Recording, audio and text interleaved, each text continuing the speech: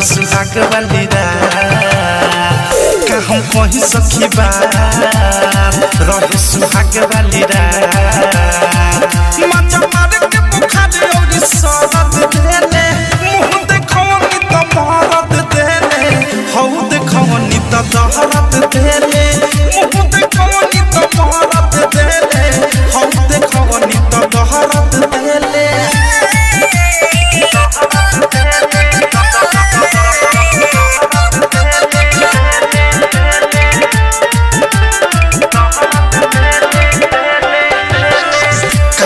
बैठल रहनी सिर पर घुंघटा तान के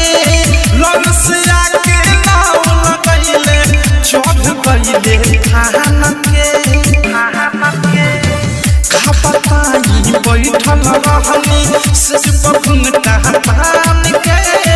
लग से आके नाव लगैले चढ़ गइले खान के हम सोलो हो सिंगार दिल छने में बिगाड़ और पीला दूध संगे हरद देले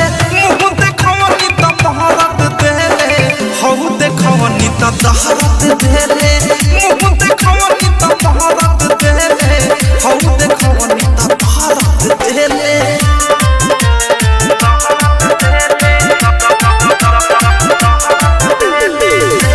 डायमंड बॉडी में स्टूडियो छावना राइटर था देते लगने घेरे धाके बेड पर ऐसे शुरुआत कैले खत्म कैले जेड पर राइटर था देते लगने घेरे धाके बेड पर ऐसे शुरुआत कैले खत्म कैले जेड पर वहीं प्रेमियों अधेश अनुरागिया मुकेश बहुत छोड़ी जो खैनी के दर्द देले